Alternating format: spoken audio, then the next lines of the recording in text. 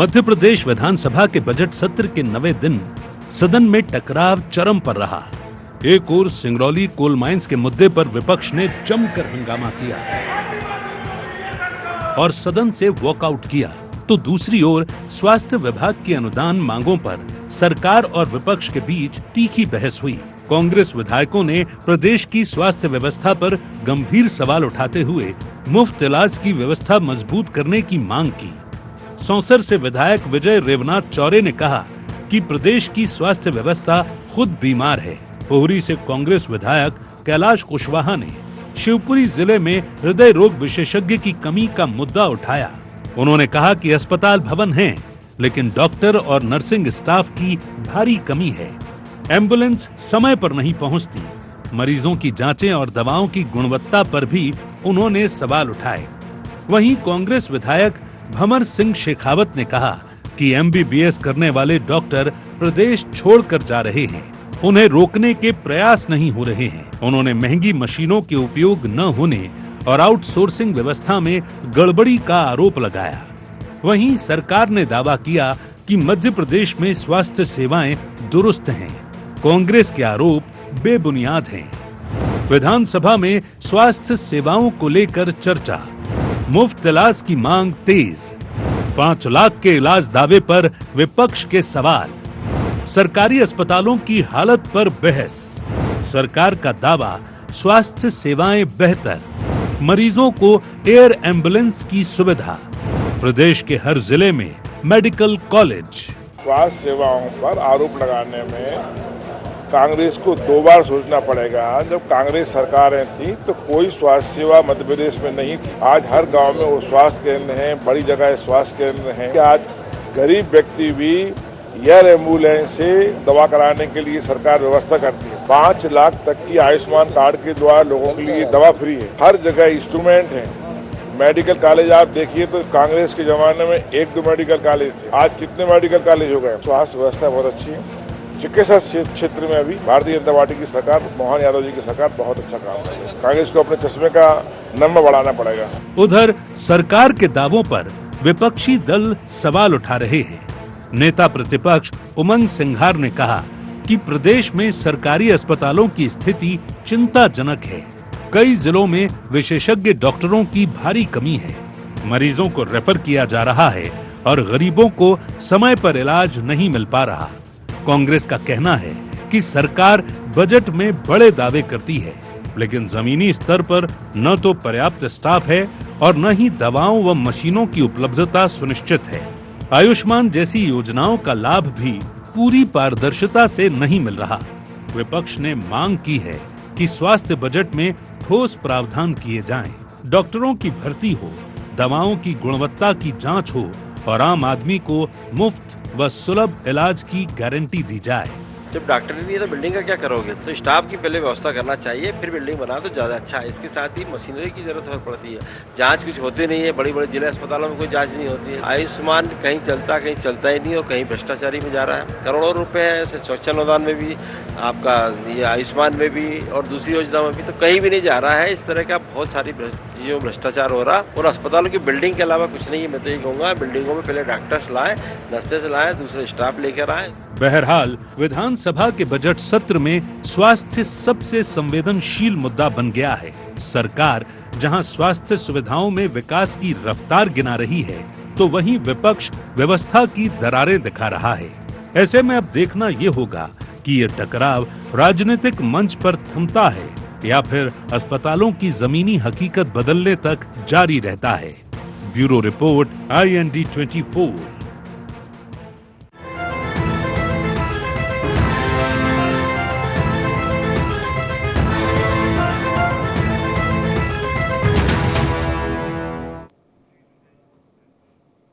नमस्कार, IND agenda स्वास्थ्य पर सियासत में आप सभी का स्वागत है। मैं हूं आपके साथ दिव्यांशु जोशी। तो मध्य प्रदेश विधानसभा के बजट सत्र के 9वें दिन सदन में खूब टकराव देखने को मिला।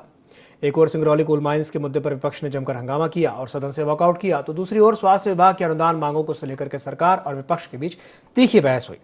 कांग्रेस विधायकों ने प्रदेश की स्वास्थ्य व्यवस्था पर गंभीर सवाल उठाते हुए मुफ्त इलाज की व्यवस्था को मजबूत करने की मांग की। दूसरी ओर बीजेपी ने यह दावा किया है कि प्रदेश में जो स्वास्थ्य की व्यवस्था है वो दुरुस्त है। आज इसी विषय को लेकर के हम चर्चा करेंगे, लेकिन चर्चा करने से पहले जान लेते हैं क्या है आज के एजेंडा पॉइंट्स। बजट सत्र में लगातार हंगामे के क्या है मायने? बजट सत्र में बहस से कितनी बदलेगी जमीनी तस्वीर? कांग्रेस के बदहाल स्वास्थ्य सेवाओं के आरोपों में कितना दम? बीजेपी क्यों बता रही कांग्रेस के आरोपों को निराधार? तो चलिए इन्हीं कुछ पॉइंट्स को लेकर के चर्चा को विस्तार देते हैं। कुछ खास मेहमान हमारे साथ चर्चा में शामिल हो रहे हैं। हमारे साथ चर्चा में जुड़ रहे हैं पवन पटेल जी। पवन पटेल जी मध्य प्रदेश कांग्रेस के सचिव हैं। पवन जी, बहुत बहुत स्वागत है आपका ND24 में। हमारे साथ जुड़ रहे हैं मिलन भार्गव जी, प्रवक्ता है मध्य प्रदेश बीजेपी के। भार्गव जी, आपका भी बहुत बहुत स्वागत है। हमारे साथ जुड़ रहे हैं संदीप पाठक जी, वरिष्ठ पत्रकार हैं। पाठक जी, आपका भी बहुत बहुत स्वागत है ND24 में। शुरुआत मैं पाठक जी आपसे ही कर लेता हूँ। तस्वीर आपके सामने है, आप देख ही रहे हैं कि स्वास्थ्य व्यवस्था को लेकर के काफ़ी बहस आज देखने को मिली है। कांग्रेस जो बात कह रही है कि भाई स्थिति उतनी अच्छी तो नहीं है, लेकिन बीजेपी दावा कर रही है कि नहीं, सब कुछ दुरुस्त है, सब चंगा सी है।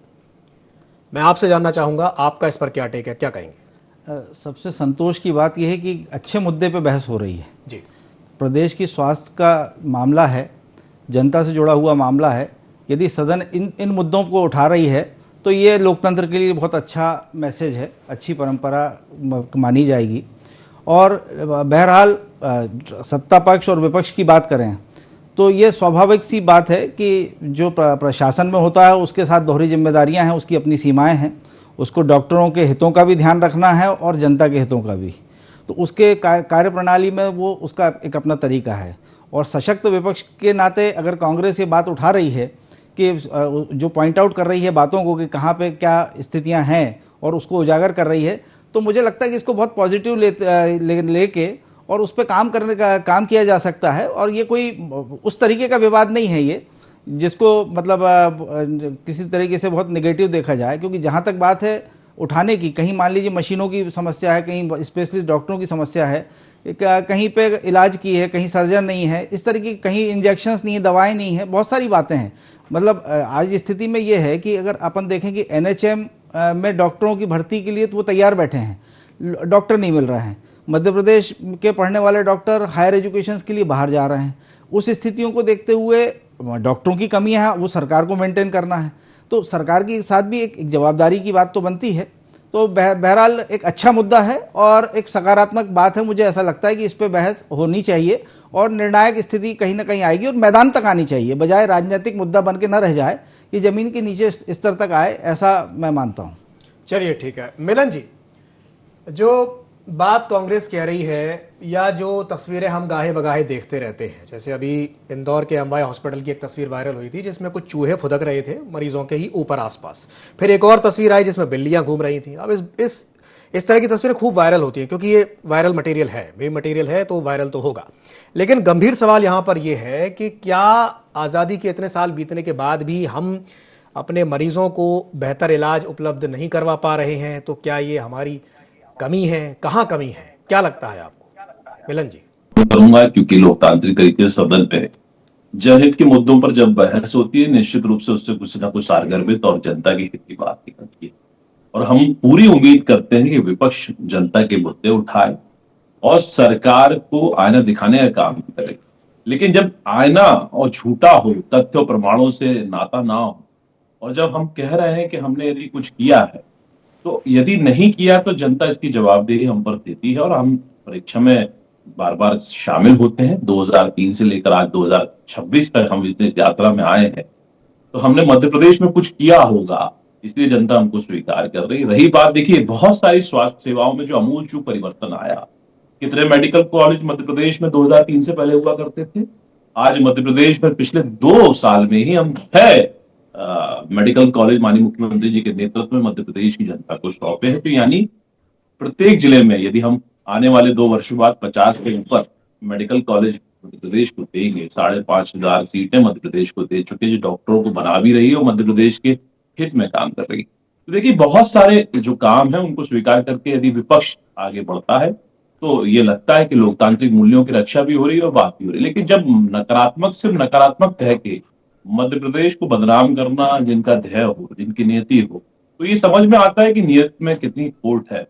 जब लगातार स्वास्थ्य व्यवस्थाओं को लेकर सवाल उठता है, उठना चाहिए, और आपने भी दिव्यांशु जिन मुद्दों को उठाया निश्चित रूप से दर्दनाक है, नहीं होनी चाहिए। सरकार ने बहुत सख्त तरीके से कठोरतम कार्रवाई भी की संबंधित एजेंसी और संबंधित विभाग के अधिकारियों पर। इसकी पुनरावृत्ति नहीं हो, इस व्यवस्था को भी दुरुस्त किया गया। लेकिन मध्य प्रदेश में जिस प्रकार से आमूल परिवर्तन लाके आज आयुष्मान धारक 5 लाख का मुफ्त इलाज मिल रहा है, जनता को उसका अधिकार है, और जिस प्रकार से आमूल परिवर्तन आया इलाज के अभाव में किसी को पल नहीं देखना पड़ता है। आज वो स्वास्थ्य सेवाओं में, चाहे वो सरकारी हो गैर सरकारी हो, उसकी इच्छा स्वेच्छा पे छोड़ा है। यदि उसको किसी प्राइवेट अस्पताल में इलाज कराना है उनकी मंशा के अनुसार, तो वो वहां करा सकता है 5 लाख रुपए तक का। तो ये सरकार ने बड़ा योगदान दिया है। तो ये आने वाले वर्षों में आप देखेंगे कि मध्य प्रदेश देश और दुनिया के लिए एक हब होगा, जहां बड़े बड़े ऑपरेशन और बड़ी बड़ी ट्रीटमेंट की सेवाएं भी होंगी, और ये सब चीजों को दुरुस्त किया जाएगा जो कमी खामी दिखती है। चलिए ठीक है, पवन जी से आपकी बात पर प्रतिक्रिया ले लेता हूँ। पवन जी, जो बातें मिलन जी कह रहे हैं, इत्तेफाक रखते हैं आप उससे? देखिए, वो तो कुछ बात कही नहीं रहे। वो तो भारतीय जनता पार्टी का हर प्रवक्ता रटी रटाई कैसेट प्ले कर देता है कि सब कुछ बढ़िया चल रहा है, सब कुछ बच्चा चल रहा है, 2003 से हम जीत रहे हैं। अब ये अलग बात है कि इतने सारे मुद्दे हैं। आपने भी बताया कि चूहे घूम रहे हैं आईसीयू में, जहां पे डॉक्टरों को आईसीयू मतलब कितना गंभीर होगा, कितनी उसके सांसों की कीमत होगी, तब उसको आईसीयू में रखा कि कितना क्रिटिकल केस होगा। तो वहां डॉक्टर देखने के बजाय चूहे और बिल्ली उन मरीजों की ताक राख कर रहे हैं, उन मरीजों की देख रेख कर रहे हैं। तो इनको ये सबूत नहीं दिख रहे हैं। कितनी बार हुआ कि एम्बुलेंस को कॉल करो, एम्बुलेंस आती नहीं। कितनी बार, अभी कई सारे रोज पेपर, आप 10 दिन का पेपर पढ़ोगे तो समझ में आएगा कि एम्बुलेंस आई, उसमें ऑक्सीजन ही खत्म हो गई, एम्बुलेंस आई, उसमें डीजल ही खत्म हो गया। तो ये तो हाल है सरकार की। उसके बाद इनको सबूत चाहिए। अब गोविंद सिंह राजपूत जो भी नए नए मंत्री बने, कांग्रेस पार्टी से आयातित है, आज वो कांग्रेस पार्टी के चश्मे की दिखने की बात कर रहे हैं। तो इनके जो वॉशिंग पाउडर से धुलाई होती है ना, बड़ी अच्छी तरह से धुलाई होती है कि आज उसी इतिहास का, उसी कांग्रेस का हिस्सा थे, लेकिन आज इतनी अच्छी धुलाई हो गई कि उसी कांग्रेस के चश्मे की बात करने लगे। तो भारतीय जनता पार्टी का देखिए, बड़ी बड़ी, हमेशा मैं कहता हूँ, इवेंट मैनेजमेंट कंपनी है। इवेंट बनाती है, उससे मतलब नहीं है। ये सरकार सिर्फ सत्ता में रहने के लिए और इवेंट करने के लिए करती है।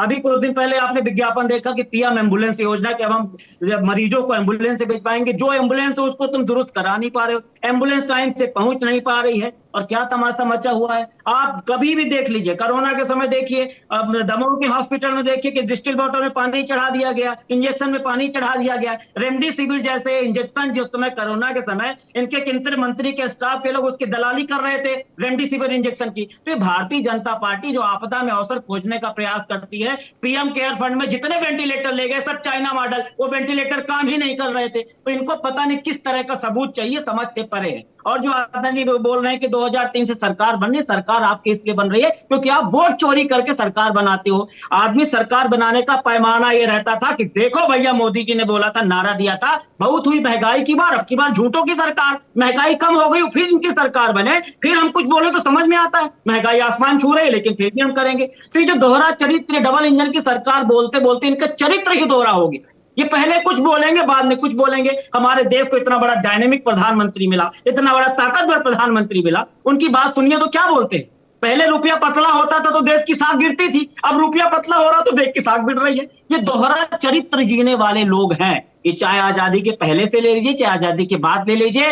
ये पहले जीएसटी बढ़ाएंगे तो उसके फायदे गिना रहे थे, जिस दिन जीएसटी घट गया उसके फायदे गिना रहे। ये किसी भी वर्ग को नहीं छोड़ा इन्होंने। अगर इनकी इतनी दुरुस्त होती तो कब सिरप पीता है बच्चा को, खांसी का कब सिरप पिलाया जाता है माँ बाप ये सोच करके इस कप से उसका कब खांसी दूर होगी। लेकिन ये ऐसे इनकी स्वास्थ्य व्यवस्था है, वो जहरीली कप सिरप पी के काल के गाल में कितने बच्चे समा गए। लेकिन इनको अभी सबूत चाहिए। दूषित पानी पी करके लोग मर गए। इनकी स्वास्थ्य व्यवस्था ऐसी थी कि 40 से 50 लोगों को बचा नहीं पाए, लेकिन इनको सबूत चाहिए। और इनका मंत्री कैलाश विजयवर्गीय ने किस तरह बयान दिया, लेकिन नकेल कसा हुआ है। एप्स्टीन फाइल ने जैसे इनके पकड़े हुए हैं ना, इनके सबूत दबाए हुए हैं, उसी तरह सबूत दबाए हुए कैलाश विजयवर्गीय कितना भी बयान दे दे कुछ नहीं हो सकता। कि विजय साहब को देखिए, सेना पे अपमान बयान दिया, कुछ नहीं हो सकता। तो भारतीय जनता पार्टी इसी फार्मूले पे काम करती है। इनको पता है कि चुनाव आयोग इनका कार्यकर्ता बनकर के काम कर रहा है, इसीलिए इनको किसी तरह का डर नहीं है। मैं कहता हूं, अभी गिना सकता हूं कि इन्होंने जो वादे किए थे, जिन सबसे ज्यादा 5 बातों को प्रचारित और प्रसारित किया था, उनको पूरा कर दे तो बता दीजिए। कितनी बड़ी बड़ी बातें करते थे लेकिन एक भी बात को पूरा नहीं किया। बहुत ही महंगाई की मार, 100 बुलेट ट्रेन, 100 दिन में काला धन, किसानों की आय दुगनी, हर वर्ग को इन्होंने ठगने का प्रयास किया है। और जिस दिन निष्पक्ष चुनाव हो जाएगा उस दिन आप देख लीजिएगा कि हर भारतीय जनता पार्टी के नेता की जमानत जब्त हो जाएगी। लेकिन वह निष्पक्ष चुनाव होने के लिए बराबरी का होना चाहिए। बराबरी तो बची नहीं। इनके बैंक बैलेंस देख लीजिए, सबसे ईमानदार पार्टी है, लेकिन 10,000, 12,000, 15,000 करोड़ इनके हो रहे हैं, और हम सबसे करप्ट पालते हैं तो हमारा 100, 150, 200 करोड़ है। तो अब जनता अच्छी तरह से समझ चुकी है। बस जरूरत है, जिस दिन जन आंदोलन बन गया, जिस दिन राहुल गांधी की आवाज में आवाज मिल गई और निष्पक्ष चुनाव हो जाएगा, उस दिन आप देख लीजिएगा दशा दिशा सब बदल जाएगी। चलिए मिलन जी, आप कुछ कहना चाहेंगे? देश में सब बिका हुआ है, सब जीता है, क्योंकि कांग्रेस पार्टी जीती रही। देश की न्यायपालिका बिकी है, देश का चुनाव आयोग बिका है। सिर्फ सही कोई है तो कांग्रेस पार्टी, और कांग्रेस पार्टी का तथाकथित वो गांधी परिवार। देखिए, सुप्रीम कोर्ट झूठा है, चुनाव आयुक्त झूठा है, इस देश में निष्पक्ष चुनाव ही नहीं हो रहे हैं। तो भैया आपकी जिन राज्यों में सरकार है वहां कैसे बन गई? इसी ईवीएम, इसी चुनाव आयोग द्वारा बनी गई ना। और आपको इतना शक है कि चुनाव आयोग निष्पक्ष नहीं है, तो राहुल गांधी, सोनिया गांधी जी से कहिए ना, मिलन जी, प्रियंका जी इन सबसे मिलन जी इस्तीफा माफ कीजिएगा, आपको इंटरप्ट कर रहा हूं। मिलन जी सुनिए मिलन जी, आप थोड़ा सा विषय से अपन भटक रहे हैं, वो एक अलग विषय है, उस पर अपन आपने बोलने का मौका दिया ना उनको बोलने का मौका दिया। मेरे को भी चाहिए थोड़ा सा। यदि जो उन्होंने आरोप लगाया उधर आप टोक देते कि ना दूषित पानी पे जवाब दीजिए। नहीं, अब सुनिए ना, जो आप F3 तक गए तो जॉर्ज सोरोस तक मैं ले जाऊंगा, छोड़कर आऊंगा, चिंता मत करिए। देखिए, जिस प्रकार की राजनीति आपने करी, अभी आप उठा रहे थे कि भारतीय जनता पार्टी का इतना पैसा कैसे आ रहा है। हमारी पारदर्शिता की तरह से पैसा लेते हैं हम लोग, और जिस प्रकार के कार्यकर्ताओं के दमखम पर हम पार्टी को खड़ा करते हैं, तो आप तो तथाकथित 700 करोड़ की संपत्ति सोनिया जी, राहुल जी कैसे जुटा लाए बताइए तो इस देश को। दूसरे लोगों को खरीद करके सुनिए, छोड़कर आऊंगा पवन पटेल, छोड़कर आऊंगा, चिंता मत करिए। ये सोनिया गांधी 420 के जमानत पर चल रहा है ना, इसी न्यायपालिका के केस चल रहा है। निश्चित मानिए, अभी समय रुकिए, ये जेल भी जाएंगे, हवा भी खाएंगे। और दूसरी बात, जितना चुनाव आयोग पर आप प्रश्न खड़ा कर रहे हैं, बोलिए ना इस्तीफा दो। जिन राज्यों में सरकार किससे होती है? प्राइवेट मशीन से करा रहे हैं क्या? जहां हारे ईवीएम का रोना और जहां जीते वहां कुछ नहीं, चुपचाप चोरियां भरना। अरे सुनिए तो पवन पटेल, सुनिए, धैर्य रखिए। सब्जी बाजार नहीं है चिल्ला चोट कर रहा है, सुनिए, तर्क बात कर रहा हूँ। और स्वास्थ्य सेवा की देखिए, दिव्यांशु जी, इस प्रदेश में यदि गरीब को उसकी स्वास्थ्य सेवाओं के लिए यदि हेलीकॉप्टर जैसी स्वास्थ्य सेवा भी दी तो किसी को तो लाभ मिल रहा होगा, और जिसको मिल रहा तो उसकी शाबाशी करे, नहीं मिल रहा हमारी पूरी कोशिश है प्रत्येक व्यक्ति को मिले। रही बात चूहे और इस तरह की घटनाओं की, इनकी पुनरावृत्ति नहीं होना चाहिए। मैं फिर कह रहा हूं कि इसने कठोरतम कार्रवाई भी की, लेकिन जो अच्छा हो रहा है उसको अच्छा कहिए, जो खराब हो रहा है उसको खराब कहिए। लेकिन सब कुछ खराब है, सब लूट। अरे भाई, लुटेरे तो आप रहे। आपसे पूछ रहा हूँ किन राज्यों में आपकी सरकार है, उन राज्यों में वो चीजें करके दिखाई। किसी एक राज्य को तो मॉडल बनाइए। हमने आयुष्मान जैसी योजना लाकर इस देश को अधिकार दिया, इस देश की जनता को उसका अधिकार दिया जो मिलना चाहिए था। शिक्षा और स्वास्थ्य ऐसा विषय है, निहायती करते हैं आयुष्मान का सच में निकाल के। सुनिए तो क्या करवा रहे दिव्यांशु जी, किसको बिठा लेते हैं आप, बीच बीच में टोक रहे हैं। मैंने आपकी धैर्यपूर्वक बात सुनिए ना। और F3 तक, अरे जॉर्ज सूरत तो सेटिंग करने गए थे। किसको बैठा रहा, नाम नहीं जान रहे हो, पढ़ लीजिए, पवन पटेल नाम है मेरा। हाँ, भार्गव जी जरा मेरे बारे में मालूम करिए। और पर्सनल चर्चा करने में बिल्कुल नहीं, व्यक्तिगत नहीं, इनको बीच बीच में टोकेंगे तो ऐसी कोई चर्चा थोड़ी होगी। ठीक है, आप अपनी बात पूरी कर लीजिए, जल्दी से बात पूरी कीजिए। सुन लेता हूँ जी, लिस्टनर बन के सुन जाता हूँ भैया, लगाइए आप तारो मारो। देखिए, जो सही है उसको सही कहिए, जो खराब है तो खराब करिए। हम बिल्कुल स्वागत करते हैं। यहाँ वरिष्ठ पत्रकार ने जो बात रखी, मैंने उनकी बात को स्वीकार करा। हम सुधारेंगे, लेकिन हम प्रत्येक व्यक्ति को उसका अधिकार देने का काम ये सरकार कर रही है। और हमारी जवाबदेही जनता के प्रति है, कांग्रेस के प्रति नहीं है, क्योंकि कांग्रेस पार्टी की नीयत इस देश और प्रदेश के खिलाफ रही है, ये बार बार साबित हुआ। चलिए ठीक है, आऊंगा पवन जी, आपके पास भी आता हूं। एक टिप्पणी पहले हमारे वरिष्ठ पत्रकार जो जुड़े हुए हैं, पाठक जी, पहले उनसे ले ली जाए।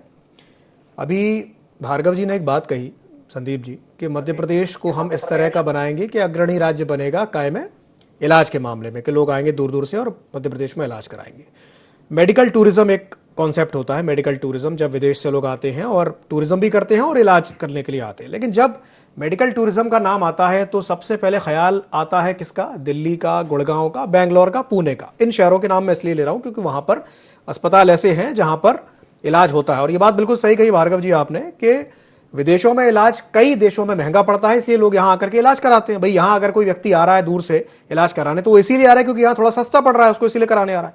लेकिन इसमें मध्य प्रदेश के एक भी शहर का नाम नहीं है, इंदौर का भी नाम नहीं है, तो ये स्थिति थोड़ी सी चिंताजनक है ना पाठक जी। बिल्कुल इंदौर में बहुत सारे आ रहा हूँ आपके पास भी आ रहा हूँ। बिल्कुल आपने सही कहा। यदि अब अगर चूंकि अपन जब विदेशों से जब इसको जोड़ते हैं तो मेरा ये कहना है कि आज भी अगर अन्य देशों से बात करें तो हिंदुस्तान में इलाज सस्ता है जी, इसको मानने में कोई गुरेज नहीं है, पर गुणवत्ता में कितना अच्छा है ये एक विवाद का विषय हो सकता है।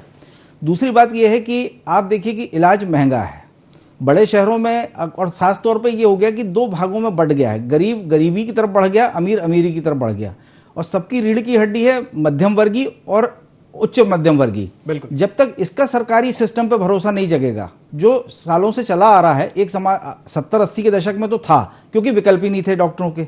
आज की स्थिति में आप देख रहे हो तो आज हर व्यक्ति के पास, छोटे से छोटे आदमी के पास प्राइवेट का विकल्प है। अब रही बात खर्चों की, तो आयुष्मान की भारत जो योजना है उसका लाभ तो निश्चित रूप से मतलब बहुत अच्छी योजना है, 70 वर्ष के ऊपर वाली भी है, गरीबों की भी है, उसमें तमाम चीज़ें जुड़ गई हैं। लेकिन उसका फ़ायदा, क्योंकि होता क्या है कि हमारे जो राजनेता हैं वो अपने बढ़ चढ़ के अपने क्षेत्रों के लिए काम तो कर लेते हैं लेकिन फिर उसकी मॉनिटरिंग नहीं कर पाते। फिर वहाँ पे लाल फीताशाही अफसरों की चालू हो जाती है, किसको वहाँ रहना है नहीं रहना है। आप छोटी बात ले लीजिए, आज हिंदुस्तान की इतनी जर्जर हालत है इस मामले में प्रदेश की कि डेंटिस्ट अस्पतालों में नहीं है। कारण ये कि डेंटिस्ट को तो कई लोग डॉक्टर ही नहीं मानते हैं, ये स्थिति हो गई है। तो चर्म रोग विशेषज्ञों की भी यही स्थिति। और सबसे बड़ी बात बिल्कुल वही, और सबसे बड़ी बात दिक्कत ये है कि यदि डेंटिस्ट को आपने डेंटिस्ट नहीं माना और सबसे बड़ी बात ये है कि उसको इंश्योरेंस में भी कवर नहीं है वो। तो कहने का मतलब गवर्नमेंट में कोई चीज़, अगर ये सब सकारात्मक बात की तरफ यदि पक्ष विपक्ष बैठ के इस बात को मुद्दा मतलब विषय पे आए कि इस प्रदेश के हितों को कैसे आगे बढ़ाया जा सकता है, और अंतिम व्यक्ति जो हेलीकॉप्टर वाली बात है बहुत अच्छी है, वो सेवा जो है एम्बुलेंस, एयर एम्बुलेंस की, लेकिन दिक्कत क्या है कि उसमें पैमाने तय नहीं हो पा रहे हैं। मतलब प्राथमिकताएं कौन को मिल पाएगा नहीं मिल पाएगा, जिसको मिल पाएगा वो तो गुणगान गाएगा ही निश्चित रूप से, जिसकी जान बची वो कौन पीछे हटेगा। लेकिन जो बेचारे रह जाते हैं, वंचित हैं या दीगर इलाज के कारण है, तो हमारे यहाँ अभी भी एक मतलब सीजनड कोई व्यवस्थाएं नहीं बन पा रही हैं। बिल्कुल। और आज भी हम लोग प्राइवेट अस्पतालों पर निर्भर हैं, और सरकारी अस्पतालों की स्थितियां बद से बदतर इन कारणों से हो रही हैं क्योंकि तुलनात्मक चीजें हो गई हैं, पहले व्यवस्था ही नहीं थी। ठीक है संदीप जी, आपकी बात पर मैं एक एक करके टिप्पणी लूंगा। पहले पवन जी के पास जाऊंगा, फिर उसके बाद आऊंगा। जी पवन जी बोलिए।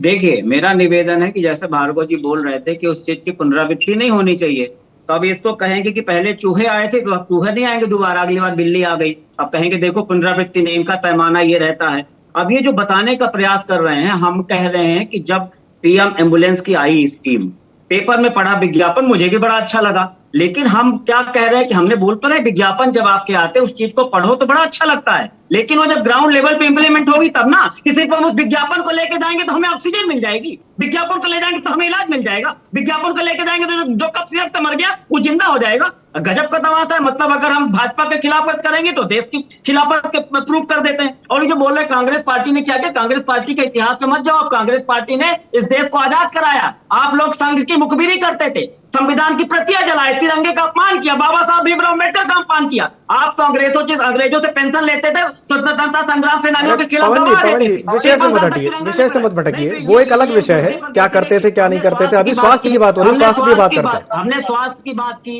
हमने स्वास्थ्य का एग्जाम्पल दिया इनको, हमको दमोह के हॉस्पिटल का बताया कि वहां पानी लगा दिया गया, इंजेक्शन चढ़ा दिया गया, रेमडेसिविर जैसे इंजेक्शन में आप डिस्टिल वाटर के जगह पानी चढ़ा देते हो। ये बात कर रहे हैं, हॉस्पिटल को छूट दिया इन्होंने। कोरोना के समय कोरोना की कोई मेडिसिन नहीं, लेकिन हॉस्पिटल वालों को छूट दिया था, दरादर लूटो। एक कोरोना का बीमार अगर जाता तो 4 लाख 5 लाख रुपए का बिल आता था। ठीक है, आपकी बात पर एक रिएक्शन ले लेते हैं। सभी प्राइवेट अस्पतालों को इंस्ट्रक्शन देना चाहिए कि कोरोना का कोई भी पेशेंट आएगा तो आप उसका मुफ्त में इलाज करेंगे। ठीक है मिलन जी, जवाब दीजिए। ये उद्योगपतियों के लिए, बड़े बड़े हॉस्पिटलों के लिए आयुष्मान आई है, 2-4% फायदा होता है। मैं तो कहता हूँ ज्वाइंट सर्वे कर लीजिए। कोरोना में ठीक है, गाँव का सर्वे करते हैं 2 जिले। ठीक है पवन जी, ठीक है बनकर इस विशिका में भी अपना ध्यान खोया, और जिस प्रकार से वैक्सीन को लेकर इस भारत ने परचम लहराया और अन्य कई देशों को बचाया। और पवन जी की पार्टी ने भरसक कोशिश की कोरोना की लाशों पर राजनीति करने की। जी जी जी ठीक है, तो उस वैक्सीन से पवन जी तो लगवाकर अपने आप को सेफ देश में पहली बार कोई इतनी बड़ी बनाने बीमारी वाली कंपनी ने बोला कि हार्ट अटैक हो रहा है, जितने हो रहे हैं उसी के रिजल्ट, उसी का नतीजा हो रहे हैं। अरे पवन जी एक मिनट, कैसे बात हो कैसे जाती लोग है। बिठा रहे हैं आप? जी मिलन जी बोलिए बोलिए। देखिए, रही बात इस देश में स्वास्थ्य सेवाओं को लेकर, देखिए जहां एम्स कितने हुआ करते थे, आज एम्स देश में कितने हो गए। अब आयुर्वेद को लेकर भी एक समकक्ष उसको स्थान दिया गया, क्योंकि हमारी प्राचीन पद्धति है। हम भी आधुनिकता की इस दौड़ में हमने एलोपैथी को स्वीकार किया, वहीं आयुर्वेद, होम्योपैथी, अन्य पैथियों को भी जगह दी। और जिस प्रकार से देश की आम जनता को उसके अधिकार के साथ हर चौमुखी, चाहे वो मेडिकल कॉलेज से रिलेटेड हो, पैरामेडिकल हो, नर्सिंग हो, इन सबके कॉलेजों को हमने बढ़ाया है ताकि इन सेवाओं को आबादी के अनुरूप लाया जा सके। अब जो लोग यदि आरोप लगा रहे हैं तो उनको ये स्वीकार भी करना पड़ेगा कि इसका, मैं फिर कह रहा हूं दिव्यांशु, जितने आरोप हैं, अब आप चुनाव आयोग भरोसा नहीं करेंगे, आप न्यायपालिका भी भरोसा नहीं करेंगे, भरोसा किस पर करेंगे? सोनिया राहुल जी पे सिर्फ। ये दुर्भाग्य है कि हम जीत को स्वीकार कर रहे हैं तो हार को भी स्वीकार करिए। हम समीक्षा करना चाहिए कि आखिर क्या कारण है कि 100 वर्ष पुरानी पार्टी जो अंग्रेजों के द्वारा बनाई गई, अंग्रेजों की गुलामी को लेकर इस देश में दशकों तक इस देश की संस्कृति और मूल और परंपराओं को नाश करती आई, आज जब वो अस्तित्व की लड़ाई लड़ रही है तो इसको स्वीकार करना चाहिए ना। एवं द्वारा बनाई गई पार्टी है और किसके द्वारा रचित गई, एक परिवार के द्वारा संचालित पार्टी लोकतांत्रिक तरीके से आज चुनाव नहीं जीत पा रही है। दिव्यांशु जी, मीडिया भी बिकाऊ हो जाती है, पत्रकार भी पार्टी के हो जाते हैं, तो ये कहीं ना कहीं बताता है कि इनकी नीयत में कितना खोट है। और जब चुनाव आयोग को भरोसा नहीं तो इस्तीफा दीजिए ना साहब, वॉकआउट करिए। चलिए ठीक है, पवन जी कुछ कहना चाह रहे हैं, जल्दी से उनकी टिप्पणी लेते हैं, फिर कार्यक्रम को समाप्त करेंगे। पवन जी जल्दी से अपनी बात पूरी कीजिए। जो जीतने की बात कर रहे हैं, मैं तो इनको चैलेंज किया ना कि जो 10 सबसे ज्यादा बातों को प्रचारित किया आपने वो पूरा नहीं किया, फिर भी आप जीत जाओगे तो हम क्या कहते हैं, चुनाव पे विश्वास कर ले। जब राहुल गांधी जी ने चैलेंज किया, डंके की चोट पर किया कि डिजिटल वोटर लिस्ट हमें प्रोवाइड करा दो, हम प्रूव कर देंगे कि नरेंद्र मोदी जी चुनाव वोट चोरी करके जीते हैं, तो क्यों नहीं दिया? राहुल गांधी से शपथ चलिए ठीक है पवन जी, वो एक अलग विषय है, मांगने की हिम्मत नहीं है। अब हम सिंपल विथ एविडेंस दे रहे हैं। चुनाव आयोग कह रहा है कि जो फुटपाथ में सोता है उसको जीरो। ठीक है, उसकी भी जांच होगी, वो एक अलग विषय है। फिलहाल अपन स्वास्थ्य पर चर्चा कर रहे हैं। चलिए ठीक है, एक जवाब नहीं दे पाए और उसको घुमा के बात कर रहे हैं। चलिए ठीक है पवन जी, समय की बाध्यता के चलते चर्चा को समाप्त करना पड़ेगा। बहुत बहुत धन्यवाद पवन जी आपका, मिलन जी आपका भी बहुत बहुत धन्यवाद, संदीप जी आपका भी धन्यवाद बहुत बहुत हमारे साथ जुड़ने के लिए, चर्चा में शामिल होने के लिए। तो बात सिर्फ इतनी सी है कि उत्तम स्वास्थ्य महावरदान, पहला सुख निरोगी काया। अगर काया ही निरोगी नहीं रहेगी तो काम कैसे चलेगा? इसे पहला सुख कहा गया है। तो ये बहुत ज्यादा जरूरी है कि प्रदेश की जो स्वास्थ्य व्यवस्था है उसको थोड़ा सा दुरुस्त किया जाए। ये चूहे, ये बिल्ली, जो इस तरह की तस्वीरें गाय बगाए जो दिख जाती हैं, इस तरह की तस्वीरें ना दिखें, क्योंकि इंटरनेशनल लेवल पर फिर फजीहत होती है तो वो फिर अच्छा नहीं लगता। ये इस पर ध्यान देना बहुत ज़्यादा ज़रूरी है। और जितने दावे किए जा रहे हैं, हम चाहेंगे कि भाई वो दावे हकीकत में बदलें। जो बेचारा गरीब आदमी है वो इलाज के लिए जगह जगह ना भटके, उसे समय पर इलाज मिल सके और पूरा इलाज मिल सके।